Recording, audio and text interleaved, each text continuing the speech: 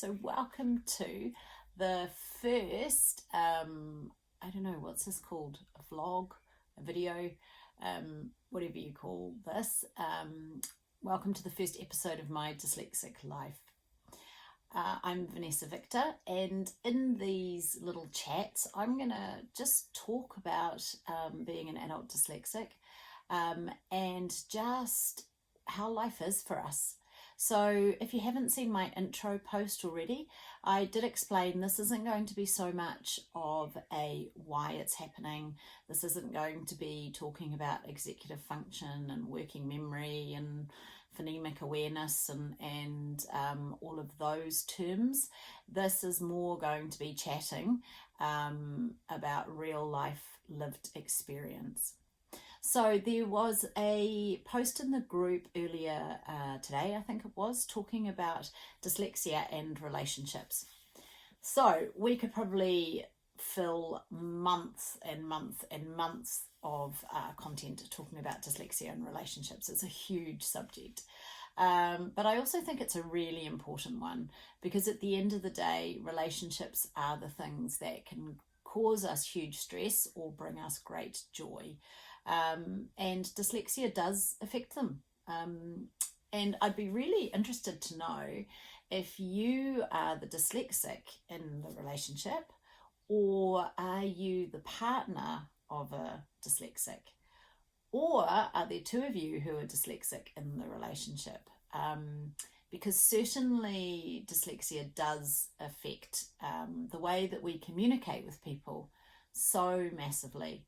And I think this is probably one of the biggest challenge areas for us in relationships is like it's communication. That's what people always talk about, isn't it? There's all those books, you know, men are from Mars and women are from Venus and the love language. And, you know, there's masses of information out there about communicating with each other. So what do you do when one of you is dyslexic? I know from my personal experience, you know, communication has been a massive challenge. And it's even as simple as just not hearing what the other person has said. And I know that this happens in all relationships, you know, but when you're dyslexic, if you're thinking about something else, you can be so pulled into those thoughts that you really just don't hear your partner talking. But we look like we're listening. And this is one of the topics that we looked at actually in our course was you look like you're listening, but it's not sinking in. So in relationships, this can really cause some problems. And gosh, I know in my relationship, just hearing something different, not hearing, you know, the request of, I don't know, can you pick up the dry cleaning today? Or just not hearing, no, we're meeting at 5 o'clock and I would tip up at 6 o'clock because in my head, I was sure it was 6 o'clock. You know, agreeing that you're going to save for a holiday and then you go out shopping for the weekend, or you go out shopping that weekend and, you know, go and buy some bits and pieces or, you know, get distracted and forget that you're meant to be saving for the holiday. And I think the biggest thing for me, the big problems that it caused for me was just not understanding why it was happening. And, you know, I used to feel like I was less than, like I wasn't equal because I kept making all of these really stupid mistakes. And, you know, that causes problems in the relationship as well. So it might start as a bit of a communication kind of issue, but it can really affect all your interactions. And I think especially if you're with someone that isn't dyslexic, it can be really hard for them to understand what's going on in your brain. And I think it's even harder when you are an adult, you're functioning in all of these areas in life, But then you keep making these mistakes, or you get accused that you're not listening, or you aren't able to communicate effectively or properly or authentically. And I know that word is really overused, but it really is true. Before I realized about my dyslexia, something would happen, I'd make a mistake, I'd get something wrong, and instead of kind of being able to say, no, I definitely think that this is what we're doing, or no, I definitely actually agreed that I would come at 6 o'clock, I could never be certain. I could never have the confidence that I hadn't got something wrong and that the mistake wasn't down to me. And that's a really hard place to be. And it's hard for the other person as well, because, then they get frustrated so easily, they get frustrated with you because they can't rely on you to remember something, or you've stood them up again, or you've turned up on the wrong day, or whatever those mistakes might be. So relationships are tricky, and I would really say they're tricky from both sides. And for me, it's about seeing the differences. So my planning ability isn't great. So if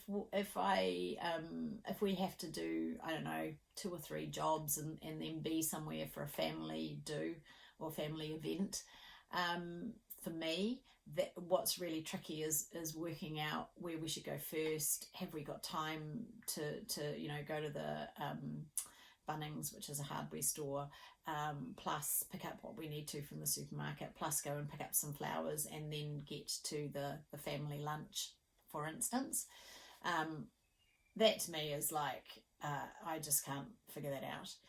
My husband very naturally works sequences out. He's very, very, very, very, very left-brained, and he can do that in his sleep. So it gets hard for the partners of people who are dyslexic to really understand why they can't do these tasks so easily. And if we are unable to really talk about our challenges, and we're unable to really talk about it without feeling shame, then that is what starts causing the inequality. So I don't know, what do you guys think? Does that make sense? It would be fascinating to talk to people who are both dyslexic. That I can imagine would be lots of fun. I would think you'd really get each other, but potentially it could be quite stressful if both your weaknesses are in the same things, because everybody has strengths and weaknesses. That's not just a dyslexic thing. This is more about how it affects our ability to have relationships. The other thing that I have seen is that I think dyslexics can sometimes, we really hide ourselves away. And I would say what I see is we really want to be someone that the other person likes. So we kind of take on characteristics almost, or we are very malleable. So, maybe the other person really likes French cinema, and you're like, yeah, okay, it's all right. But when you get together with that person, you're like, yeah, I love French cinema too, because you are really wanting to make that good impression, and you're really wanting to connect. And, for me, that's the other side of dyslexia that we just don't see, is that it makes us quite insecure, I guess, is where that comes from. And it really makes us want to kind of mold ourselves to that other person, and like what they like, and really take on their kind of hobbies or personality traits. And that's okay to start with, but then you get exhausted because you're trying to be someone who you aren't really. And that is just so tiring. And I've done that in the past before. And it's really that inability that we have to really know for sure who we are, and be okay with making some mistakes, and be okay with not being good at certain areas, and not being ashamed about our weaknesses. I think that's the real key for me. That's the key to being in a relationship with someone that's dyslexic, or being in a relationship with someone that isn't dyslexic.